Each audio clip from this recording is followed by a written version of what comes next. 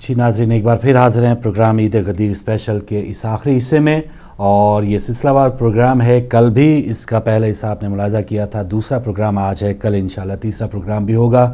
بہت سے موضوعات، بہت سے جو سوالات یا ٹاپک جو رہ گئے ہیں، علماء کرام کل بھی اس گفتگو کو جاری رکھیں گے۔ جی کالر آ چکے ہیں، پہلے ان سے سوالات لے لیتے ہیں۔ السلام علیکم۔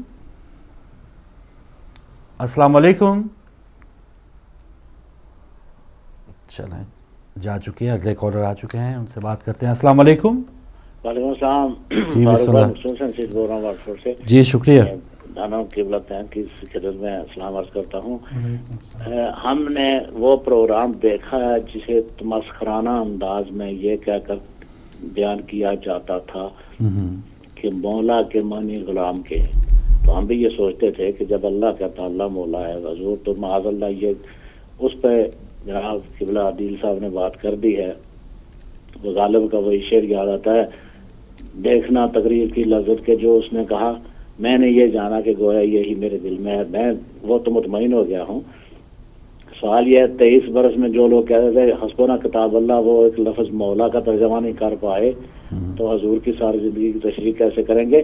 میرا سوال یہ ہے کہ کیا لفظ غدر عربی اور اردو کا لفظ ہے؟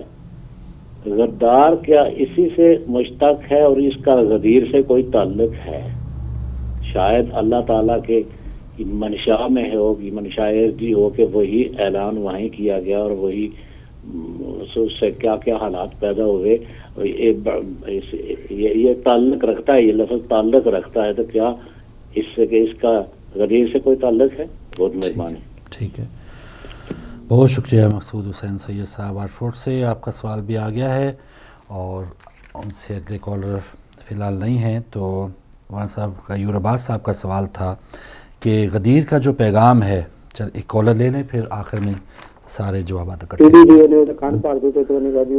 جی آپ دوبارہ آپ گفتگو کریں گے ہمارے ساتھ، کون کہاں سے؟ اب لائیو ہیں آپ۔ تو میرا فون آ گیا، میں جی السلام علیکم۔ وعلیکم السلام ورحمۃ اللہ وبرکاتہ۔ جی بسم اللہ، کربلائی صاحب۔ میں اجازت سے کربلائی عرض کر رہا ہوں، قبلہ صاحبان کی آپ کی خدمت میں بہت بہت سلام، مہربانی۔ جس نے عید غدیر بہت بہت مبارک، کائنات کو بہت بہت مبارک۔ الحمدللہ آپ کی محنت کوشش اللہ کے دربار میں قبول و مقبول ہے، اور قبلہ صاحب دعائیں لاکھوں ہیں کہ آپ نے اس قدر یہ عمل کیا کہ آج ہم ٹی وی کے ذریعے کائنات کو، دنیا کو بتا رہے ہیں کہ یہ عید غدیر ہے۔ عید غدیر کو لوگ مانتے ہی نہیں ہیں، ان کو پتہ ہی نہیں ہے۔ تو اللہ پنجن پاک کے صدقے میں آپ سلامت رہے، بحق محمد و آل محمد، ہماری لاکھوں کروڑوں دعائیں ہیں، ہمارا یہ ٹی وی شاد اور آباد رہے۔ اور قبلہ صاحب میرا سوال یہ ہے کہ آیا جو ولایت آئی ہے، بسم اللہ الرحمن الرحیم، یا ایھا الرسول بلغ ما انزل الیک من ربک وان لم تفعل، جو اللہ نے کہا وان لم تفعل، آپ نے مولا کے معنی بہترین کیے۔ اللہ پنجن پاک آپ جزائے، مجھے یہ بتائیں کہ اللہ نے کہا، اللہ کا فرمانا ہے کہ وان لم تفعل فما بلغت رسالتہ، اگر پیغمبر خدا یہ پیغام نہ پہنچائے تو رسالت کا کوئی کام نہیں کیا۔ تو اگر رسالت جاتی ہے ایک اعلان کے بعد، اور جو اس اعلان کے بعد اس کو نہ مانے وہ کہاں جاتا ہے؟ یہ ہمیں بتا کر ہماری توفیقات میں اضافہ کرے۔ مولا پنجن پاک آپ کو بحق محمد و آل محمد ہر افات و بلیات سے بچائے۔ اللہم صلی علی محمد و آل محمد وعجل فرجہم۔ بہت شکریہ، بہت شکریہ اعجاز حسین کربلائی صاحب گلاسکو سے۔ اور اگر کوئی ہولڈ پہ ہیں ناظرین، مزید کالز ہم نہیں لے پائیں گے کیونکہ 10 بجے تک ہمارا پروگرام ہے۔ کچھ سوالات آگے ہیں، ان کے جوابات جانتے ہیں، اور اگر کوئی ٹائم بچا تو پھر ممکن ہو پائے گا، ورنہ انشاءاللہ کل مزید آپ کے سوالات لیں گے۔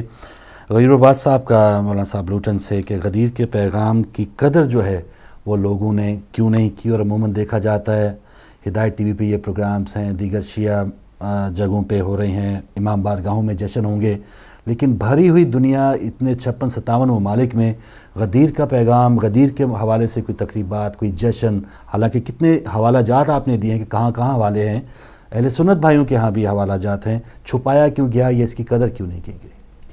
بسم اللہ الرحمن الرحیم۔ بات واضح ہے، جنہوں نے نہیں مانا غدیر کہ اس پیغام کو، اس وقت تو سب نے مانا، یہ میں بتا دوں، کیونکہ تیور پروردگار عالم کے اس قدر جوش میں تھے کہ اگر کوئی انکار کرتا تو عذاب ضرور نازل ہوتا، اور سامنے جو ہے وہ حشر اس کا حارث بن نعمان کا بھی صحابہ کرام نے دیکھا ہوا تھا، انکار کسی نے نہیں کیا۔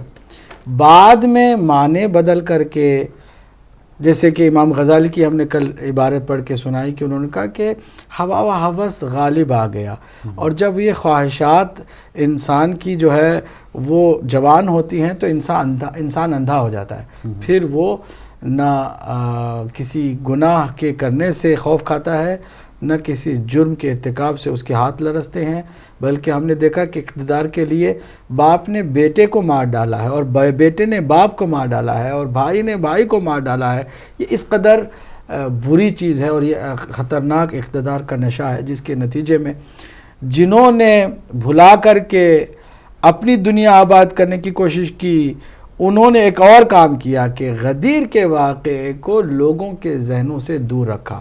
ٹوٹل اہل بیت اطہار علیہ السلام، اسی صحیح مسلم میں آپ دیکھیے کہ صحیح مسلم میں اسی غدیر کے اندر جو ایک اعلان یہ بھی تھا کہ میں تمہیں یاد دلاتا ہوں، اللہ کا خوف دلاتا ہوں اہل بیت کے بارے میں، 3 دفعہ دہرایا کہ میں پوچھوں گا قیامت کے دن کہ تم نے میری اہل بیت کے ساتھ کیا کیا۔ اس قدر تاکید، لیکن اہل بیت اطہار کو ہی پس پوچھ ڈال دیا گیا، جس کا آج نتیجہ ہم دیکھ رہے ہیں۔ آج مسلمانوں کی یہ زبوحالی، اس کی بنیادی وجہ ایک ہی ہے کہ پیغمبر اکرم صلی اللہ علیہ وآلہ وسلم کے بعد دین کو اہل بیت سے لینے کے بجائے اہل بیت کو پیچھے رکھ دیا اور اپنی منمانیاں شروع کر دی۔ نتیجے میں امت کا یہ حال ہے۔ در بدر کی ٹھوکروں کا علاج بھی صرف اتنا ہے کہ واپس اسی در کی طرف آؤ جس در کو چھوڑا تھا۔ تو بات یہ ہے کہ یہ بھول گئے ہیں تو اس کی 2 ہوئی ہیں، درمیان میں جو عوامل ہیں وہ 2 ہیں، ایک جن کا بغض اور جو دنیا پرستی میں مبتلا رہے وہ ہیں، دوسرے جہالت اور نادانی۔ آج اکثر لوگوں کو پتہ ہی نہیں ہے، پتہ ہوگا تو پھر آپ بعد میں دیکھیں گے نا کہ یہ مانے گا کہ نہیں مانے گا۔ جتنے پاک دل ہیں وہ ضرور مانیں گے، جتنے جیسے ہمارے بزرگ سید صاحب نے آ کے کہا کہ تسلیم و رضا کی منزل پر جو آ جائے، حق کو سمجھ کے ماننے کی جس کے پاس بھی اللہ نے توفیق دی وہ مانے گا۔ لیکن کیا ہے کہ اکثر لوگوں کو بتایا ہی نہیں گیا۔ آج الحمدللہ وہ زمانہ آ گیا ہے کہ مڈل ایسٹ میں خاص کر تیزی سے تشیع پھیل رہی ہے اور اہل بیت اطہار کے مکتب کی طرف لوگ آ رہے ہیں، اس لیے کہ اب زیادہ لوگوں کو معلوم ہو گیا۔ اب کوئی یہ نہیں کہہ سکتا کہ مجھے خبر نہیں تھی۔ بالکل صحیح ہے، بہت مشکل ہے کہ حقائق چھپائیں۔ اچھا، مولانا صاحب سید مجاہد حسین صاحب نے دعوت ذوالعشیرہ کا ذکر کیا ہے، اور جس کا اختتام غدیر کو کہہ رہے ہیں کہ اس پر اختتام ہوا مولا کی ولایت سے متعلق۔ اچھا، یہ خلافت کا جو نظام بعد میں لوگوں نے چنا اور وہ حضرت ابوبکر کو خلیفہ بنایا گیا، وہ پوچھ رہے ہیں کہ یہ صرف اس کی تو قرآن میں کوئی ایسی ہے کہ اس انداز میں ہم نے خلیفہ چننا ہے، اور پھر یہ 30 سال کے بعد یہ سارا نظام جو ہے وہ ختم ہو گیا، اس کی کیا وجوہات تھیں؟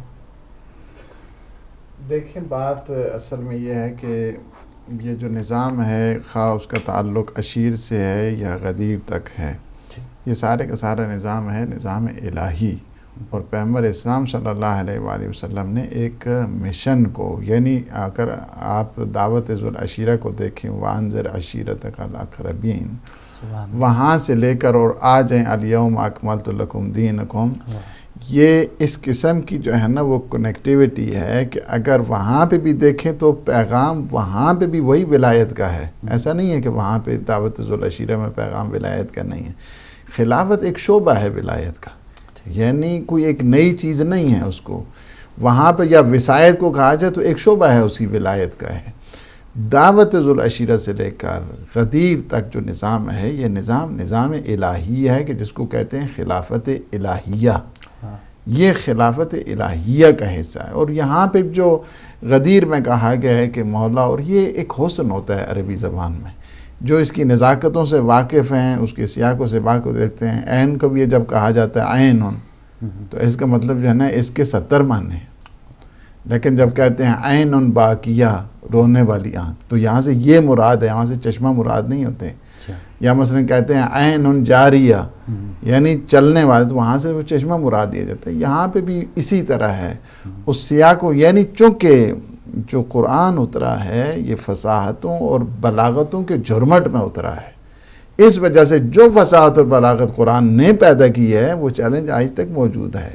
قُلْ لَئِنْ اجْتَمَعَتِ الْإِنسُ وَالْجِنُّ عَلَىٰ أَن يَأْتُوا بِمِثْلِ هَٰذَا الْقُرْآنِ لَا يَأْتُونَ بِمِثْلِهِ وَلَوْ كَانَ بَعْضُهُمْ لِبَعْضٍ ظَهِيرًا.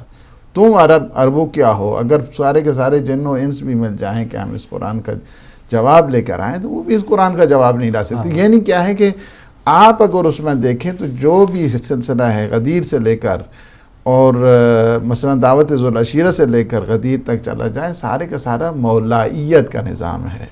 وہ نظام ہے کہ جس کا تعلق جو ہے نا وہ اللہ سبحانہ و تعالیٰ کی ولایت، ان کے اللہ کے بعد پیغمبر اسلام کی ولایت، پیغمبر اسلام کے بعد جو ہے نا وہ امیر المومنین کی ولایت.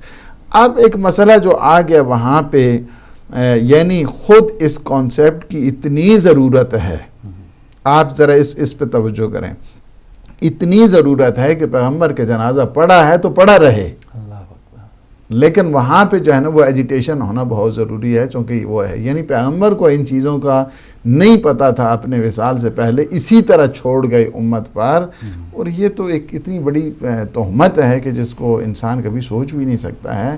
ایک عام سا لکھنے والا ہے وہ بھی اپنے بات کہتا ہے پلیز ان چیزوں کو چھپوا دینا، ایسا نہ ہو کہ میرے جانے کے بعد یہ اسی طرح رہ جائیں. ایک معمولی کسی نے دیوان لکھا ہے وہ کہتا ہے کہ اس کو چھاپ دیں. پیغمبر اسلام اس طرح چھوڑ کے گئے کہ خود جو ہے نا اپنے طرف سے جو ہے نا وہ شروع کرتے رہو، وہاں پہ ایک بنات اور ایک میٹنگ اور کنسلٹیشن اور شورا اور اجماع کے ذریعے منتخب کرو.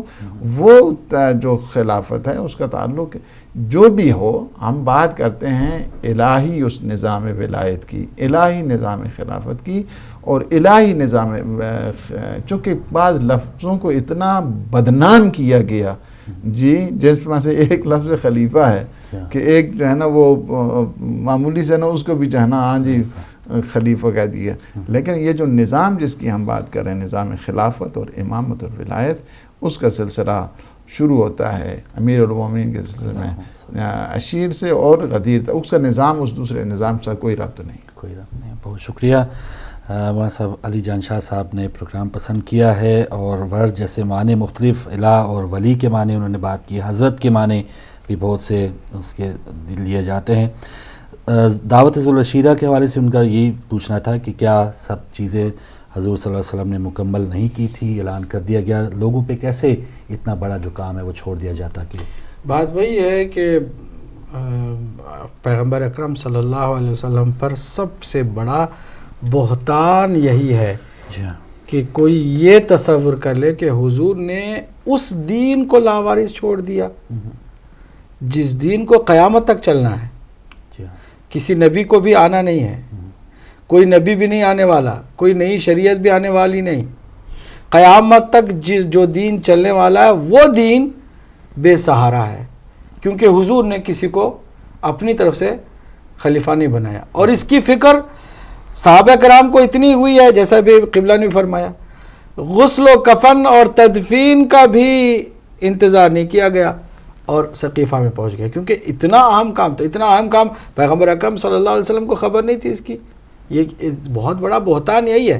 باقی جو باتیں ہیں کہ قرآن سے کیا ثابت کریں گے، جبکہ ان کو خود خبر نہیں تھی کہ خلافت کس طرح ہونے والی. وہاں لڑائی کرتے رہے، جھگڑا کرتے رہے، اختلاف ہوا، اور پھر جواب ہمارے بھائی مجاہد صاحب کا حضرت عمر نے دے دیا ہے. حضرت عمر کے وقت جب لوگوں نے آ کے کہا کہ کیوں نہ ہم پہلے سقیفہ کی طرح پہلے شورا بیٹھ کر کے ڈیسائیڈ کریں، کہا کہ کانت بیعت ابی بکرین فلتتن، وہ ایک حادثاتی اتفاقی حادثہ تھا جو کہ بہت غلط تھا. اگر کوئی اس طرح کرنے جائے تو میں اس کی گردن اڑا دوں. 30 سال تک نہیں بلکہ چند سالوں میں، اب چند سالوں میں حضرت عمر نے خود بتا دیا کہ ایک حادثاتی نتیجے کا نتیجہ یہ تھا. تو حضرت عمر نے خود کہہ دیا کہ یہ تو ہم لوگوں کی جو ہنگامی صورتحال میں جو بنا وہ بنا، اس کی طرف کوئی نہ جائے، اگر خبردار کوئی جائے گا اس کی گردن اڑا دوں گا.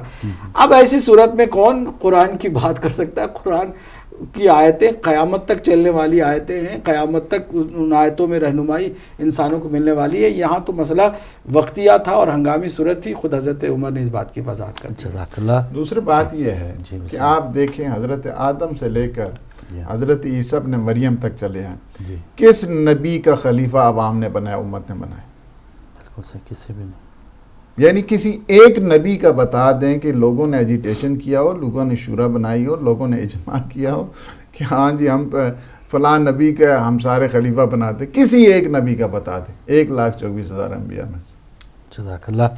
اچھا شاہ صاحب نے واٹفورڈ سے ایک تو بتایا ہے کہ بعض جگہوں پہ جہاں پر آپ اس طرز کے پروگرام لا رہے ہیں، دوسری جگہ کچھ اس طرح کے تمسخرانہ انداز بھی اپنائے جائیں گے لوگوں کو، یا ایک توہین آمیز رویہ جو ہے اہل بیت علیہ السلام کے ساتھ بھی اتنی جسارت یا اتنی ہمت والے لوگ بھی ہیں. تو اس حوالے سے آپ بتائیے گا کہ ان کا کیا انداز ہوگا، یا اگر وہ کیا حق اور سچ کی بات کہیں تو کیا ان کو کرسی نہیں ملے گی، یا ٹی وی پہ آنا ان کا مسئلہ بن جائے گا، کیا لالچ ان کو کیا ہے؟ اور دوسرا انہوں نے پوچھا ہے کہ غدار اور غدیر الفاظ کا کوئی تعلق ہے بیچ میں؟ نہیں، پہلے تو میں وہی بتاؤں، اس کو الٹا کریں سوال کو، جی، کہ جو غدار ہے ہمارے یہاں استعمال ہوتا ہے یا غدیر ہے، اس کا کوئی آپس میں ربط نہیں ہے، کوئی کنیکٹیوٹیز نہیں ہے. جی، غدیر الگ سے جگہ کا نام ہے، اور وہاں پہ جو ہے نا وہ ایک تالاب ہے جس کی وجہ سے کہا جاتا ہے. اس سے یہ ممکن ہے ہمارے لفظ کے جو ہے نا اختراع سے بھی پہلے کے وہ یہ سارا سلسلہ ہے، لہٰذا اس کے ساتھ اس کا کوئی ربط نہیں ہے. دوسرا یہ ہے کہ چونکہ دنیا کی لالچ میں اور ہوا و ہوس کی لالچ میں یہ مختلف قسم کے اس وقت جو آتے ہیں نا، جس طرح خود سید الشہداء کا بھی فرمان ہے کہ جو انسان دین کے بدلے میں دنیا کو حاصل کرنے کی کوشش کرتا ہے، نہ اسے دین ملتا ہے نہ اسے دنیا ملتی ہے. یہی صورتحال ہے ان لوگوں کی بھی.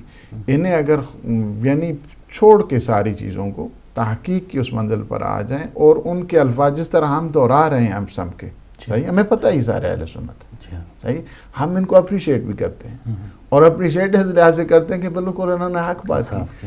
وہاں پہ جب آ کے میں خود بعض اوقات میں ان کو دیکھتا ہوں، چونکہ ظاہر ہے کہ ہمیں بھی بعض اوقات اگر ٹائم ملے تو ہم ضرور ان کی تماشے جو ہے نا وہ دیکھتے ہیں کہ کس طرح وہ ایک بالکل مروڑ دیتے ہیں بات کو.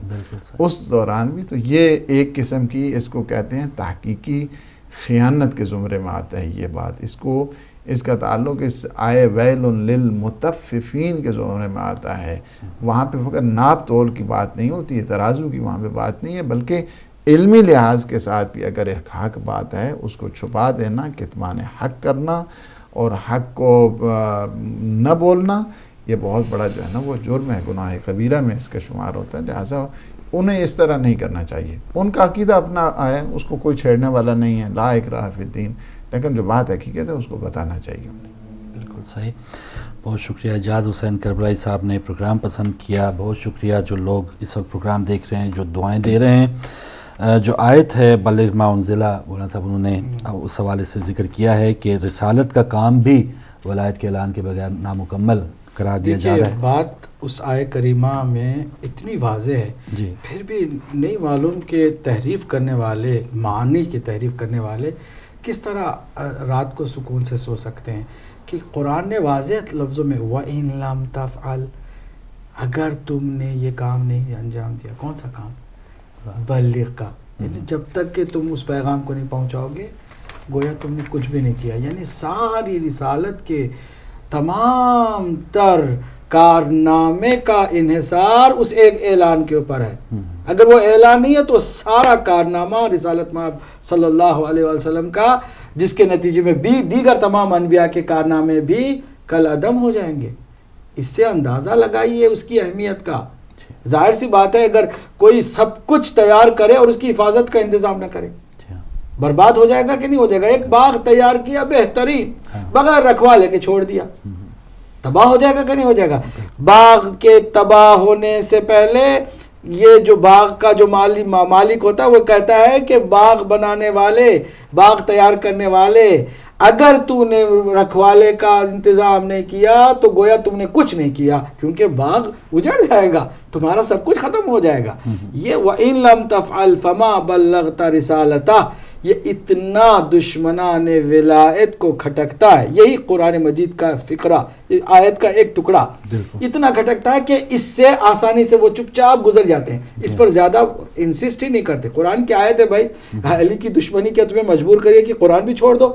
اس آیت کو جو ہے بالکل نظر انداز کرتے ہیں. ہم نے دیکھا ہے جو باتیں کرتے ہیں، اس آیت کا بالکل ہی زبان پہ وہ نہیں کرتے، ایک دہراتے جگہ تک نہیں مولانا صاحب تفاسیر میں یہ بھی وہ لکھتے ہیں کہ یہ جی کفار کی وجہ سے جو خطرہ تھا پہرے کے دوران حضور صلی اللہ علیہ وسلم سے ہوتے تھے، تو ان کو یہ آزادی دی گئی کہ نہیں اب آپ کو ڈر فکر کی بات نہیں. واللہ یعصمک کا من الناس کے لیے کہہ رہے ہیں. جی. خطرہ تو یقیناً پیغمبر اکرم صلی اللہ علیہ وسلم کو تھا، لیکن خارجی خطرات سارے ٹل چکے تھے. مکے میں ایسی کوئی بات نہیں ہوئی. مکے میں خطرات زیادہ تھے، مشرکین اور کفار کی الغار مکے میں، اور پھر مدینے کے ابتدائی دنوں میں، آخری دنوں میں تو فتح مکہ کے بعد تو سب کچھ پیغمبر اکرم صلی اللہ علیہ وسلم کے کنٹرول میں تھا، اور دشمن، باہر کے دشمن سے کوئی خطرہ نہیں تھا، البتہ منافقین سے بڑا خطرہ تھا. اور یقیناً پیغمبر اکرم کو صلی اللہ علیہ وسلم کو اپنی حفاظت کے بارے میں بھی سوچنا تھا. اللہ نے بھی اطمینان دلا دیا کہ اس اعلان کے ساتھ آپ کی بھی حفاظت ہوگی، آپ کو گھبرانے کی کوئی بات نہیں ہے. اب ذرا دیکھیے تیور پیغمبر اس کے اللہ کے کہ ایک نے آ کے صرف اعتراض کیا تھا کہ میں کیسے مان لوں، اور پتھر اس پر نازل ہو گیا.